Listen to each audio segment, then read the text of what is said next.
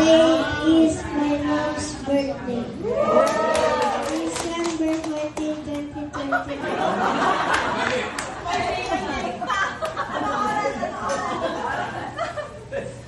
Yeah. Also known as my very super, totally, definitely beautiful mom. Thank you for loving us so much. Thank you for taking care of us. Thank you for teaching us good things. Thank you for guiding us, and thank you for everything. You know we love you so much.